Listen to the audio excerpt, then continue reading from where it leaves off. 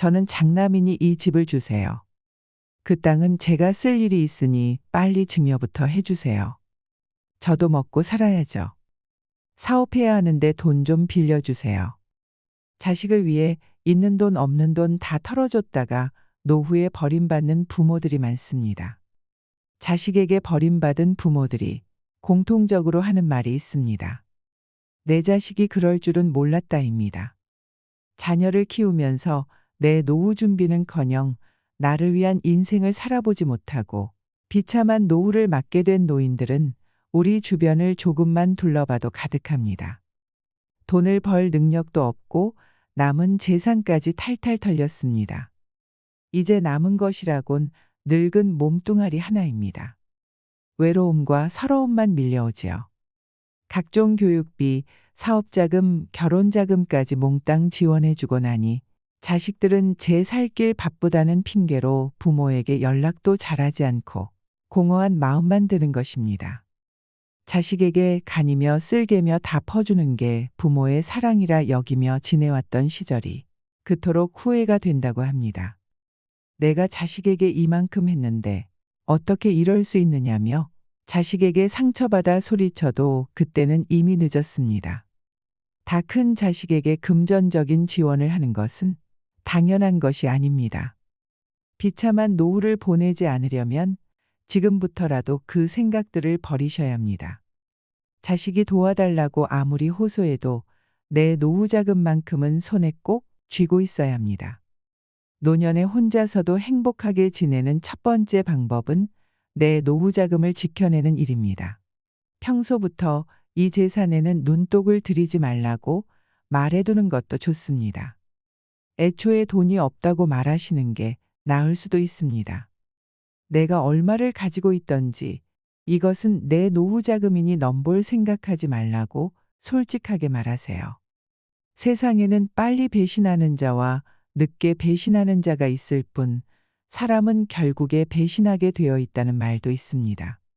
모든 자식이 그런 것은 아니지만 물심양면으로 지원해주며 오냐오냐 자식을 키우면 내 자식이라도 정말 나를 배신할 수도 있습니다. 자식이 서운해할까봐 전전긍긍 말도 못하고 들어주다가는 더 많은 것을 잃을 수 있습니다. 부모가 원하는 만큼 지원 안 해줬다고 등 돌리는 자식들이라면 애초에 멀리하는 것이 낫습니다. 아무리 효자 효녀라고 해도 자식에게 내 주머니를 보여주면 자식들은 욕심이 납니다.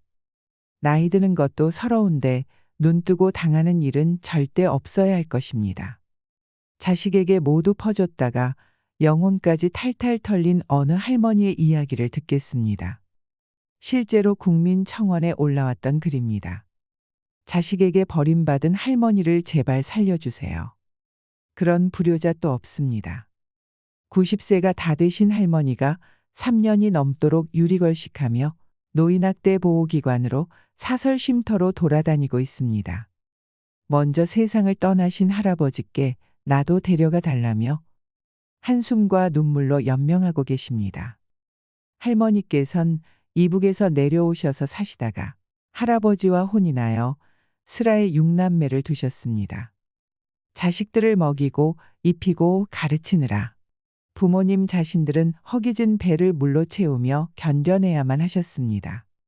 첫째 딸을 낳으신 후 할아버지는 6.25 전쟁에 참전하여 6년 만에 제대를 하셨고 할머니께서는 남편이 군대에 가신 후 가난한 살림에도 시부모님을 정성껏 섬기며 효도를 다하셨다고 하십니다. 제대 후에는 자식들에게 가난을 대물림해선 안 된다고 하시며 강원도 깊은 산속으로 들어가 화전을 일구며 손발이 닳고 등이 휘도록 험한 일도 마다하지 않으셨습니다. 할머니께서는 40여 년 전에 자식 대학 등록금을 마련하려고 노예를 치시다가 뽕나무 꼭대기에서 떨어져 허리를 심하게 다치셨습니다. 하지만 병원비가 아까워 방치해 두었던 허리는 그 후로 더 심해져서 새우등처럼 휘어버리고 말았습니다. 할아버지가 돌아가신 후 최근 3년 동안 누구의 보호도 받지 못하고 꼬부라진 몸을 지팡이 하나에 의지한 채 노인학대 보호기관으로 사설 쉼터로 지인의 집으로 찜질방으로 돌아다니시며 하루하루를 전전긍긍하셨습니다. 현재 자식들로부터 방임, 유기, 학대를 받아 노인학대 보호기관에 다시 재입소하셨습니다. 그동안 3년이 넘도록 유기방임한 자식들이 할머니 몰래 집도 이사를 가고 전화번호도 바꿔버리는 바람에 할머니는 아들, 딸들의 집도 전화번호도 모르고 계십니다. 6남매 중 4남매가 강원도 강릉에 모여 살고 있는데 말입니다. 평생을 자식들 뒷바라지하고 남겨두었던 부동산과 현금 금부치까지 전 재산을 모조리 자식들에게 주고 남은 거라고는 노부부가 오손도손 의지하며 살아가던 집과 텃밭뿐이었습니다. 그런데 그것마저 둘째 딸과 둘째 아들이 부모님께 찾아와서 몽땅 가져가 버렸습니다. 시청 앞에 땅을 사서 집을 지어야 하는데 자금이 부족하니 부모님의 마지막 노후 자금인 집과 텃밭을 팔아서 보태주면 부모님 노후를 편히 모시고 효도하겠다며 온갖 가머니설로 설득했고 결국 마지막 보금자리마저도 팔게 했습니다. 부모님의 노후 자금이었던 집과 텃밭을 매매한 대금을 둘째 딸이 가지고 간 후에 4, 5년이 지나도록 그 효도 약속은 이행되지 않았습니다. 목적 달성을 위해 돈이 필요할 때만 그렇게 찾아오더니 이제 가져갈 게 없다 싶으니 부모를 내다 버린 것입니다. 무척이나 꼿꼿하셨던 할아버지는 충격을 받으셨습니다. 하루하루를 술로 버티시다가 할머니와도 사이가 안 좋아지셨고 둘째 딸과 둘째 아들이 앗아간 노후 자금을 찾아오라며 억울해하시다가 극심한 스트레스 때문에 결국 뇌출혈로 돌아가셨습니다. 할아버지가 돌아가시기 며칠 전에 할머니께 이렇게 말씀하셨답니다. 나는 아무래도 얼마 살지 못할 것 같으니까 할멈 자네는 저놈들이 가져간 돈들을 다 돌려받아서 병원에 가서 아픈 곳도 치료하고 먹고 싶은 것 실컷 먹고 그 돈을 다 쓰면 그때 나한테 와. 그리고 나 같은 사람 만나서 평생 호강 한번 못하고 고생만 시켜서 미안하네라고 말입니다. 부모님의 재산을 증여받고도 모자라서 노후 자금으로 쓰려고 남겨두었던 것까지 몽땅 가져간 채 연락을 끊은 자식들은 천벌 받아야 마땅합니다. 대궐 같은 큰 집에 살도록 도와준 부모님의 은혜도 모르고 그 넓은 57평 아파트에 작고 꼬부라진 몸 누우실 방 한 칸 내들이지 않고 쌀쌀한 밤거리로 내쫓는 천하의 불효막심한 자식들이 또 어디 있겠나요? 할머니의 큰아들은 부모님과 왕래를 끊은 지 10년이 훨씬 넘었고 4년 전 할아버지의 생명이 위독해져서 사망 전 큰아들에게 긴급하게 연락을 했는데도 큰아들 부부는 끝내 오지 않았다고 합니다. 할머니께서는 자식에게 버림받은 후 생활비, 의료비가 없어서 너무 힘들게 사셨습니다. 할머니 몰래 이사하고 전화번호도 바꿔버린 둘째 딸과 둘째 아들 집을 수소문 끝에 찾아갔지만 엄동설안의 문도 열어주지 않았고 자식들을 만날 수조차 없었다고 합니다. 할머니가 찾아가면 그때마다 자식들은 늙은 엄마를 피해 다니며 외면했습니다. 어두운 밤 혹한의 날씨에 이대로 조금 더 문 밖에 서 있다가는 얼어 죽을 것만 같아서 둘째 아들 집 위층 아주머니께 우리 아들 놈이 문을 안 열어줘서 지금 얼어 죽게 생겼으니 하룻밤만 나를 댁에서 재워주면 이 은혜는 잊지 않을게요 했더니 그 위층 아주머니께서는 아들도 늙은 엄마를 나 몰라라 하는데 내가 할머니를 하룻밤 재워주면 할머니 아들에게 좋은 소리 못 들어요. 우리 집엔 절대 안 돼요 하면서 문을 쾅 닫고 들어가 버리더랍니다. 그때 할머니께서는 내가 오늘 밤 꽁꽁 얼어서 죽는구나 하는 두렵고 불안한 마음이 드셨다고 합니다. 경찰도 도움을 주지는 못했습니다. 경찰은 부모 자식 간에 만나서 타협점을 찾으라며 더 이상 관여하지 않았습니다. 극심한 생활고와 괘씸함에 남매가 가져갔던 돈의 차용증을 받아 두었던 것이 있어서 경찰서에 존속학대, 차용으로 고소를 했지만 2달 만에 돌아온 답은 혐의 없음, 증거불 충분이었습니다. 긴 노숙 생활로 지치고 병든 몸의 88세의 할머니는 거리에서 죽으라는 말인가요? 할머니는 몹쓸 자식놈들에게 비정하고 참담하게 버려진 몸으로 할아버지를 만날 수도 없고 이대로는 원통해서 죽을 수가 없답니다. 그 이후 할머니께서는 3년을 보지 못했던 막내 아들 집에 힘들게 물어물어 찾아갔지만 강원도 강릉에 모여 사는 사남매가 부창부수로 문 밖에서 초인종도 눌러보고 수십 번 전화해도 받지 않았습니다. 한 번은 전화가 왔는데 다짜고짜 입에 담지 못할 욕설에 이어 여긴 또 어떻게 알고 찾아와서 난리야. 이번엔 또 어떤 놈이 우리 집을 알려줬어 하며 전화를 끊어버렸습니다. 이것이 늙은 엄마를 대하는 막내 아들 놈의 행태인가요? 할머니께서는 막내 아들 집 문 밖에서 추위에 떨었지만 끝내 막내 아들은 노모에게 문을 열어주지 않았습니다. 할머니께서는 3년째 연락이 두절되었던 막내 아들 집 주변 시립복지관에서 하룻밤, 다시 찜질방에서 하룻밤, 그렇게 이틀 밤을 한숨과 눈물로 지새우고 배회하다가 끝내 피해버린 막내 아들을 만나보지도 못하고 노인학대 보호기관에 재입소하셨습니다. 지금까지 이런 불효자들은 없었습니다. 자식들을 위해 온갖 희생과 헌신을 다하시고 빈 껍데기만 남은 늙은 엄마를 부모님 손가락에 끼고 있던 낡은 금가락지까지 모조리 모아서 앗아가고 파렴치한 불효를 저지른 저 자식들에게는 배은망덕이란 단어조차 사치입니다. 어떠한 말로도 저 불효자들에겐 정당화될 수 없을 것입니다. 할머니는 금이야 옥이야 길러내고 아낌없이 다 털어주었던 자식들과 또다시 끝이 보이지 않는 처절한 사투를 해야만 하는 건가요? 할머니께서는 자식을 잘못 키운 내가 죄인이란 심정으로 남들에게 말도 못하고 이제 더 이상 찾아가서 구걸할 곳도 없다고 하십니다. 할머니께서는 자식들을 그리워하며 새우등처럼 굽은 허리에 앙상한 몰골이 되셨지만 끊어지지 않는 목숨에 마지막 혼신의 힘을 다해 이렇게 호소합니다. 이제 와서 저 불효자들에게 할머니를 모셔다가 효도해달라고 애원하는 것이 절대 아닙니다. 지금 할머니께서는 자식들에게 어떠한 소망도 기대도 없으시답니다. 부디 할머니의 자식들에게 엄벌을 내려주십시오. 그리고 저 불효자들이 온갖 가머니설로 효도 약속을 하며 가져갔던 재산을 되돌려 받을 수 있게 제발 도와주십시오. 할머니께서는 그 돈을 꼭 되돌려 받아서 아픈 몸도 치료하고 남은 여생을 살고 싶어 하십니다. 부디 이 새우등 할머니의 남은 여생에 밝은 생명의 등불을 밝혀주시기를 소원합니다.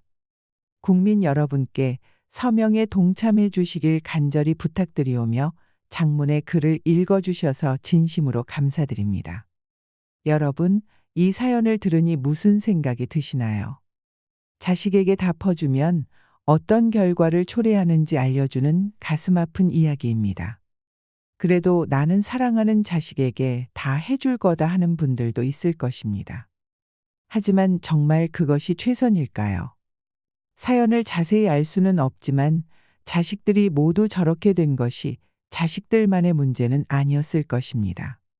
부모가 평생 모은 돈을 자식에게 털어주어도 고마움은 그때뿐이고 시간이 지날수록 당연한 게 되어버리는 것이 지금의 현실입니다. 그렇기 때문에 내가 자식한테 이만큼이나 해줬는데 자식들은 나에게 이렇게밖에 못하나 하고 서운해하는 것은 자식과 멀어지는 지름길이 될 뿐입니다. 어려서부터 받는 것에만 익숙하고 부모 자식과의 관계가 올바르게 정립되어 있지 않은 것은 부모의 책임도 있습니다. 그러므로 부모는 자식들에게 무작정 지원해 주는 것보다는 자녀 스스로 자립하고 성취를 느낄 수 있도록 이끌어 주어야 합니다. 독립적인 인생을 살아가게 해야 하는 것입니다. 많은 부모가 자녀를 위해 인생을 포기합니다. 그러나 자녀는 이때 감사함 대신 부담감을 느낍니다. 이 차이 때문에 여러 가정에서 갈등이 발생하기도 하지요.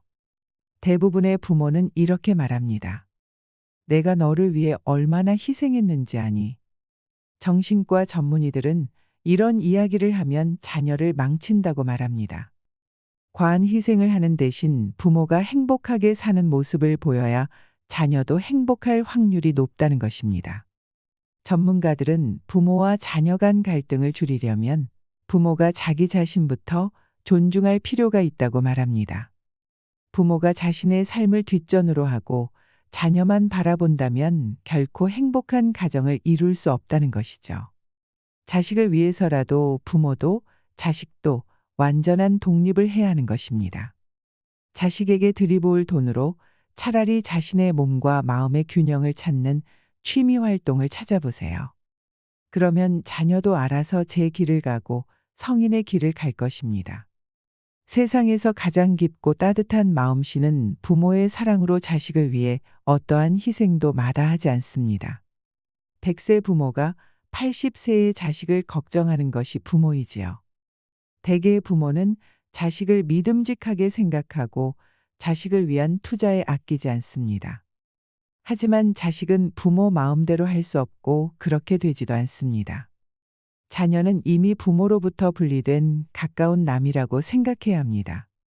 들성 부른 나무는 떡잎부터 안다지만 사람의 장래는 아무도 장담 못합니다. 개천에서 용이 나고 용이 미꾸라지로 추락도 하지요. 유치원의 신동이, 초등교에서는 수재, 중고등교에서는 우등생, 대학에서는 기대되는 젊은이, 사회에서는 보통 사람으로 변하는 것을 봅니다. 과찬된 영재가 일취월장하지 못해 실망을 주지만 사람의 변화에 따른 능력의 한계를 보인 것입니다.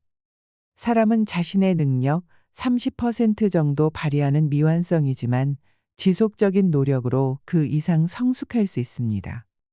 하지만 사람은 자기 이상이 되기 어렵습니다. 그릇만큼 키워 스스로 성장하게 하는 것이 현명하고 그 이상의 투자는 대리만족입니다. 부모는 자식 농사는 만드는 것이 아니라 스스로 설 수 있도록 만들어지는 과정이고 결실의 지혜를 스스로 터득해 하는 것임을 기억해야 합니다. 인간은 만능적일 수 없어도 한 가지 재능과 잠재력을 갖고 있어 이를 찾아주는 것이 부모입니다. 그저 돈을 펑펑 지원해 준다고 훌륭한 부모는 아니라는 것입니다.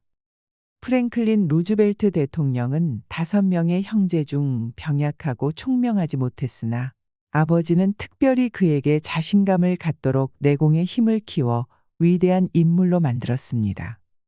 부모의 세심한 지도가 아이에게 큰 영향을 줍니다.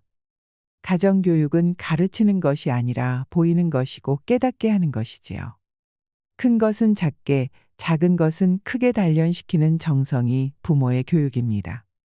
부모는 자녀를 노후보험으로 생각해서는 안 됩니다.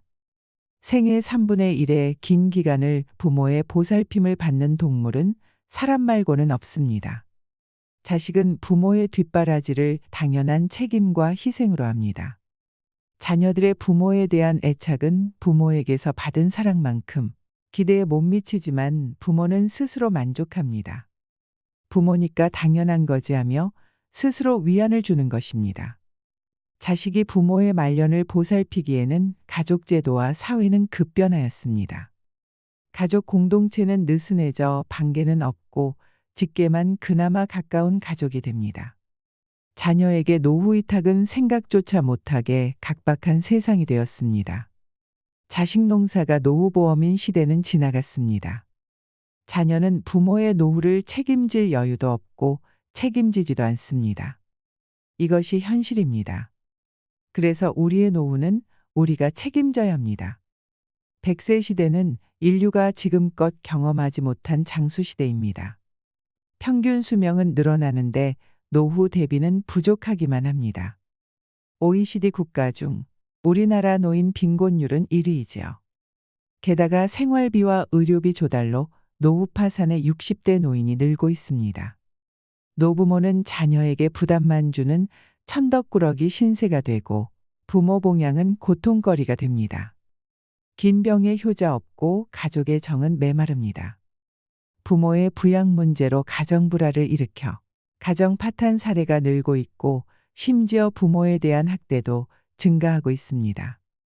부모가 인생의 제이막인 노후 준비에 여유가 없었다는 것을 자식들은 이해하지 않습니다. 노후 대책을 못한 부모의 마음은 무거워서 노후의 즐거움을 거의 체념하지요. 무전유병장수의 노후는 재앙입니다. 그래서 안락사 도입이 시급하다며 존엄사 목소리도 커지고 있습니다. 가족의 부양의식은 약해지고 국가의 노후 부양은 한계가 있어 가뜩이나 서글픈 노후는 고달프기만 합니다. 독거노인의 80% 정도가 여성이고 여생은 남성보다 훨씬 깁니다. 홀로 살 배우자를 배려하는 노후 준비는 더욱 절실합니다. 준비 없는 노후는 빈곤계층으로 전락하는 불행이고 노후 준비가 노후 생활의 질을 결정합니다. 우리는 불효자식의 괘씸죄를 예방하여야 합니다. 부모 봉양에 법이 개입하는 것은 바람직한 것은 아니지만 막가는 자녀에게 법의 회초리를 들어야 합니다. 부모는 노후의 부양 장치로 효도각서를 이용합니다. 그렇지만 이를 이행하지 않아 자식에게 재산 반환이나 생활비 청구 소송도 하는 현실입니다. 민법은 조건 없이 증여한 재산은 돌려받기 어렵게 규정하고 있어서 불효자식의 괘씸죄를 다스리기에는 미흡합니다. 부양 의무를 확실하게 하려면 재산을 물려줄 때 성실한 봉양을 위한 조건부 증여라는 명문이 필요합니다. 효도계약서를 볼성사납게 작성해서 부양을 받기보다 스스로 노후 준비를 해야 합니다. 셰익스피어가 사유욕은 모래밭을 옥토로 만든다고 말하듯이 재산은 자신의 노력의 결실이고 표상의 하나입니다. 하지만 평생 이룩한 재산은 증여나 상속의 대상이고 자식에게는 봉이고 불화의 요인이 됩니다. 자녀들은 재산은 자기 몫이라고 생각합니다. 아들은 큰 도둑이고 딸은 예쁜 도둑, 며느리는 좀도둑이라는 말을 들어보셨나요? 인생사 세옹지마입니다.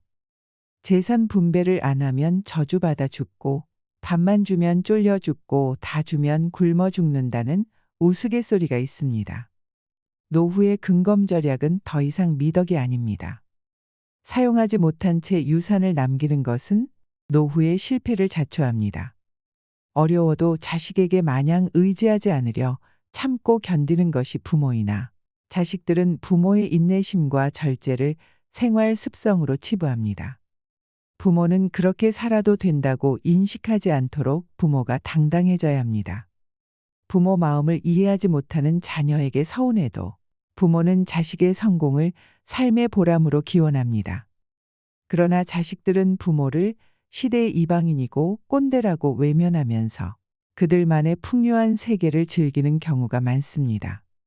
자식 세대는 옛날의 우리가 아니고 세대 간 인식의 차이는 멀어져 부모는 퇴출당하는 꼴입니다. 독일 속담에 한 아버지는 열아들을 키울 수 있으나 열아들은 한 아버지를 봉양하기 어렵다고 합니다. 자녀가 많아도 부모 봉양은 순탄치만 않습니다. 늙은 부모가 자식에게 괄시받는 것만큼 서러운 것이 없고 자식에게서 받은 상처는 치유하기 어렵습니다. 노년은 생애의 3분의 1의 기간을 무의도식의 생활로 소외를 받고 있는 실정입니다. 부모도 경제력이 있어야 자녀에게 공경받고 건강해야 홀대받지 않습니다. 효도관념이 변하고 있습니다. 이왕은 자녀가 부모를 잘 받드는 것이 효이다. 효자의 도리는 천성에서 나오는 것으로 모든 선의 으뜸이 된다고 하였습니다. 부모를 정성껏 공경하는 효성은 우리의 아름답고 자랑스러운 전통입니다. 역사가 토인비는 한국의 생명수는 효이다. 한국의 효는 인류를 위해 가장 필요한 사상이라고 극찬하였지요. 효도는 가정을 결속시키고 사회를 순환시키는 기본규범입니다. 효도는 도덕규범의 기초이지 유교 고유것만은 아닌 사람의 순수한 도리인 것입니다. 효도는 개인의 자유와 창의를 억압한 부정적 측면도 있긴 합니다. 가정 본위의 효도가 고루하게 답습되거나 사생활을 지나치게 위축시키는 것은 효도의 본뜻이 아닙니다. 이것은 잘못된 효입니다. 효도가 부담과 멍해가 되고 자녀의 생활을 망치는 것을 바라는 부모는 없을 것입니다. 부모보다 자신을 우선 생각하는 것을 탓할 수 없고 효성을 강요할 수 없습니다. 효도는 생활의 전부가 될 수 없어도 가족을 연결하는 고리이고 끈끈한 정입니다. 효도는 시대 변화에 따르지 못한 낡은 생활 전통이 아닌 가정교육을 통해 가정의 전통과 긍지가 되어야 합니다. 효도를 하는 방식이 변하였습니다. 자녀는 병간호나 경제적 지원을 효성이라고 생각하고 부모의 병고를 노쇠의 과정으로 알고 접어둡니다. 그래도 부모는 자식의 마음씨에 대견할 뿐입니다. 부모는 따로 살아도 방문이나 디지털 문안에 만족하고 자식이 무탈하면 다행으로 생각할 정도로 의연하고 멀리 거주하면 무자식 상팔자로 감수하지요. 늙은 홀어머니와 자녀가 별거하거나 병든 부모의 요양원 위탁을 불효라고 생각하지 않는 세태입니다. 오히려 부모가 홀가분한 독립생활이나 양로원을 원하는 경우도 많습니다. 부모와 자녀는 상생을 통해 서로 행복을 즐길 수 있습니다.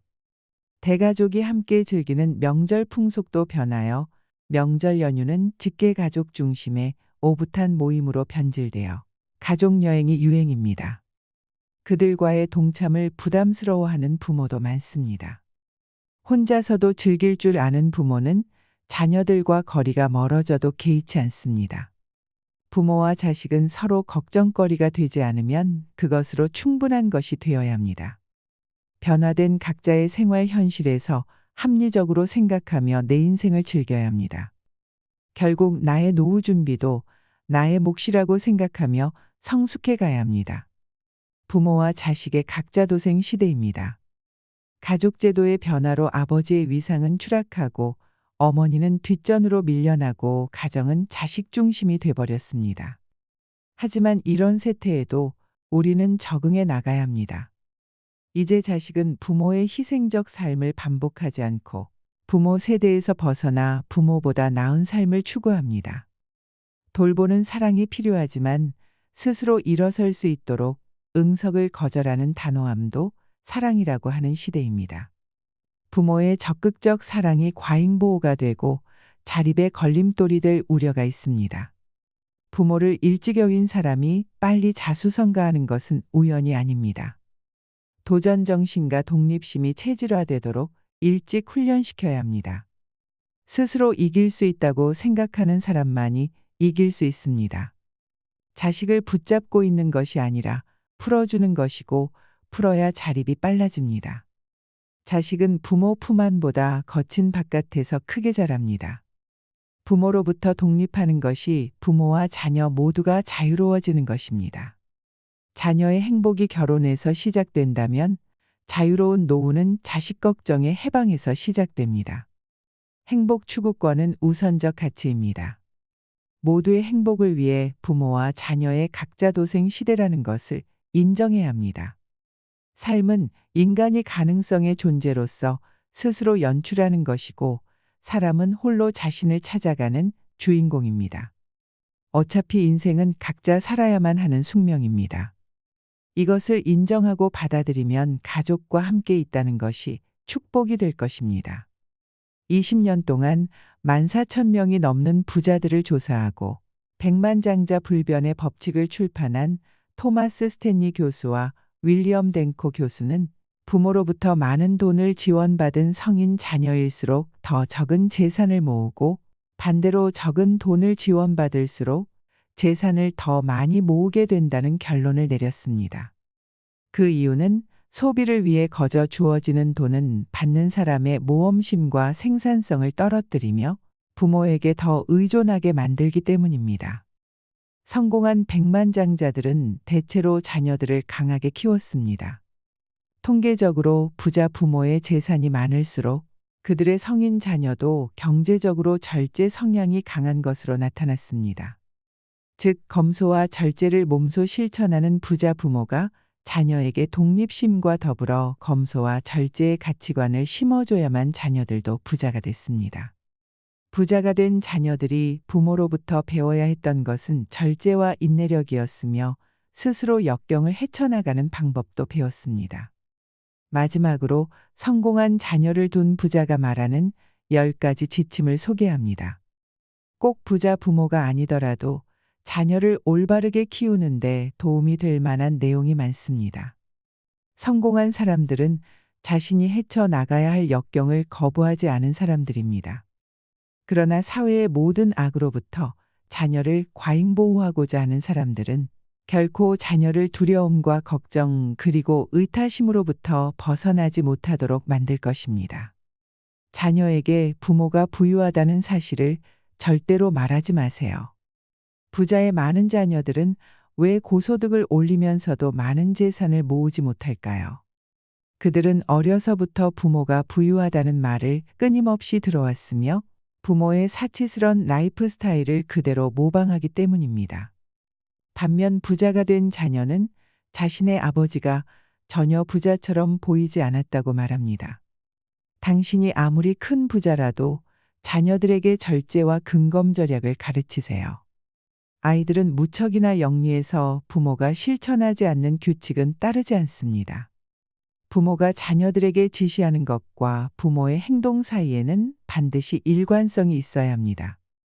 아이들은 금방 모순을 알아차립니다. 아이들이 성숙하고 엄격하며 어른스러운 생활 습관과 직업을 가지기 전까지는 부모가 부자라는 사실을 결코 알아차리지 못하게 하세요. 어떤 부자는 자녀를 위해서 신탁기금을 마련했으나 40세가 넘어야 찾을 수 있도록 만들었다고 합니다. 나이가 40이 되면 이미 자신만의 생활 방식이 굳어져 돈 때문에 생활 방식이 바뀌지는 않을 것이기 때문입니다. 자녀와 손자들에게 유산 상속이나 경제적 지원에 관해 되도록 말하지 마세요. 큰애야, 너는 집을 받게 될 거야. 둘째야, 너는 여름 별장을 받을 거고. 막내야, 너도 땅을 받게 될 거야 라는 식의 구두 약속을 절대 하지 마세요. 쉽게 잊어버리기 쉽고 또 누구에게 무얼 준다고 했는지 혼동하기 때문입니다. 그러나 자녀들은 결코 잊지 않고 나중에 받지 못하게 되면 부모와 다른 형제에게 그 탓을 돌립니다. 협상 전략의 일환으로 자녀에게 현금이나 고가의 선물을 주지 마세요. 현금이나 고가의 선물은 사랑의 표시나 의무의 대가 혹은 친절에 대한 감사의 표시로 주세요. 성인 자녀들은 압력을 가할 목적으로 여러 가지 협상 책략을 쓰는 부모에 대해 애정과 존경심을 잃게 됩니다. 성인 자녀의 가족 문제에 참견하지 마세요. 부모들은 자신이 생각하는 이상적인 생활 방식이 성인 자녀나 며느리 또는 사위의 생활 방식과 정반대가 될 수도 있음을 알아야 하며 자녀들이 자율적으로 살아가도록 내버려 두어야 합니다. 자녀와 경쟁하지 마세요. 결코 내가 네 나이 때는 말이야 라는 식으로 자녀와 대화를 시작하지 마세요. 부모가 그동안 축적해온 재산이 얼마나 되는지 자녀에게 자랑하지 마세요. 그런 태도는 자녀를 혼란스럽게 만듭니다. 자녀들은 부모의 업적을 높게 평가할 만큼 충분히 현명합니다. 성취욕이 강한 부유층 출신의 자녀들 중에는 재산 축적이 최상의 목표가 아닌 경우도 많습니다. 그들의 성취 목표 가운데 돈은 두 번째 혹은 세 번째일 수 있습니다. 자녀들 각자가 개별 인격체라는 사실을 잊지 마세요. 자녀들의 행동 동기와 성취 목표는 각기 다릅니다. 부자가 아무리 경제적 지원을 해도 자녀들 사이의 경제적 격차는 존재하기 마련입니다. 생산력이 떨어지는 자녀에게 경제적 보조를 하는 건 차이를 줄이는 게 아니라 오히려 더 벌리는 꼴이 됩니다. 또한 경제적 지원을 받지 못한 고소득 자녀들이 화를 낼 수도 있습니다. 부모가 생각하는 성공의 상징을 강조하지 말고 작은 것이라도 자녀의 성과를 강조하세요. 자녀에게 돈 쓰는 방법만 가르치지 말고 성취하는 법도 가르쳐야 합니다. 소비 수준을 높이기 위한 돈벌이가 궁극적인 목표가 돼서는 안 됩니다. 자녀가 항상 자신의 분야에서 최고가 되도록 노력하고 돈을 쫓지 말게 가르치세요. 한 분야에서 최고가 되면 돈은 자연스레 따라옵니다. 돈보다 귀한 것이 많다는 사실을 자녀들에게 알려주세요. 건강과 장수 그리고 행복, 사랑 넘치는 가정, 자립, 진실한 친구 가운데 5가지를 가지고 있다면 부자라고 합니다. 돈은 인생이라는 케이크 위에 장식물과 같은 것입니다. 돈 때문에 남을 속이거나 훔칠 필요는 없습니다. 자식에게 기대지 않고 노후에 행복하게 지내는 법에 대한 이야기가 어떠셨나요? 자녀에게 모든 것을 올인하는 부모는 불행해질 가능성이 높습니다. 내 인생을 소중히 여기고 즐기며 살아가야 사랑하는 자식과 가족들과 함께 비참한 노후가 아닌 행복한 노후를 보내실 수 있을 것입니다. 자식에게 버림받은 부모의 이야기를 통해 우리는 깨달아야 합니다. 부모가 어떻게 마음먹느냐에 따라 자식도 부모에게 기대지 않고 독립적인 성인으로 자랄 수 있을 것입니다. 이상으로 시니어를 위한 모든 것. 시니어 연구소였습니다.